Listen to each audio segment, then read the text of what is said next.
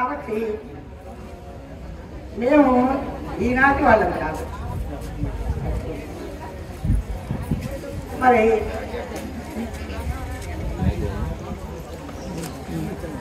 చిన్ననాటి నుంచి మా ఇద్దరిది ఒకే ఊరు. మరి ఒకే చేను దగ్గర చేనమ్మ చేను. అలా కూడా అలా చిన్నప్పటి నుంచి కూడా మళ్ళీ ఇద్దరం ఒకే ఊరు వచ్చాము. మరి అత్తగారికి వచ్చాము. వచ్చి అక్కడ నుంచి కొన్ని రోజులు ఏదో మామూలుగా మా అమ్మాయినే చేసుకున్నాడు కాబట్టి మరి మళ్ళీ వారి చెల్లెని మా మధ్య గారికి ఇచ్చి ఇట్లా ఈ బంధంతో చుట్టిగా ఉన్నాం. మళ్ళీ ఇద్దరం ఏం చేసామంటే ఒకే గురువు దగ్గర ఉపదేశం తీసుకోవడం జరిగింది. మా ప్రయాణం ఇలా జరుగుతుంది. మళ్ళీ ఒకే గురువు దగ్గర ఉపదేశం తీసుకొని చక్కగా ఇద్దరు ఆ గురుసేవ చేసుకుంటూ మరి ప్రయాణం సాగిస్తూ ఉన్నాము.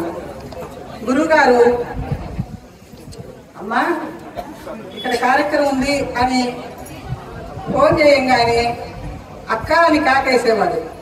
అక్క వెళ్దాం అనగానే ఇద్దరం ఎక్కడికి పెట్టినా ఇద్దరం కూడా ఒక 5-6 సంవత్సరాలు చక్కగా ఎక్కడ ఆరాధనన్నా ఎక్కడ సత్సంగం అన్నా ఎక్కడైనా సరే బాగా కలిసి మెలిసి ఉన్నాము.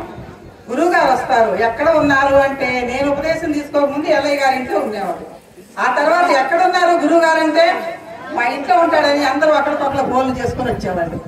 అట్లా మేము ఆ గురుతత్వము ఆ గురు పాదపద్మాలను పట్టుకొని మరి అలా సాగిస్తూ ఉన్నాము. మరి ఆ మహానుభావుడు ఆ నాయనకి 400 మంది శిష్యులు అయ్యారు. మరి ఈ నాయనకి మరి 200-300 దాకా అయ్యారు.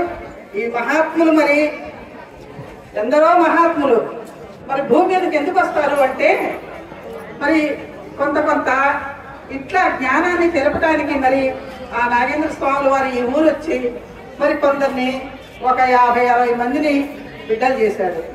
మరి గురుతత్వం ఒక 6-7 మందిని గురువులుగా చేశాడు.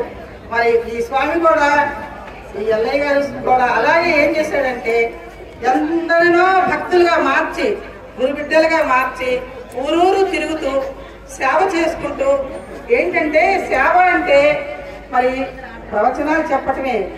గురుసేవ అంటే గురు పాదాలు పట్టుకోవటం కాదు, పదములు పట్టుకోవాలి.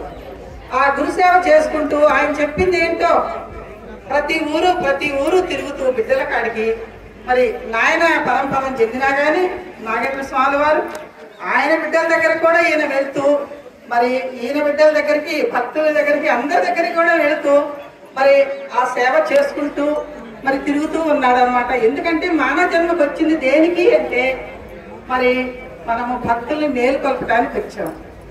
మరి అందరూ కూడా అజ్ఞానంలో ఉంటే వాళ్ళకి చైతన్యం తేటానికే మనం ఉన్నాము. అందుకు కాబట్టి ఆయన చాటైన కాడికి ఓపుకున్న వరకు కూడా ఎప్పుడు 10 రోజుల కంటే ఎక్కువ ఇంట్లో ఉండడు. ఎప్పుడు ఊరూరు తిరుగుతూ ఉపన్యాసాలు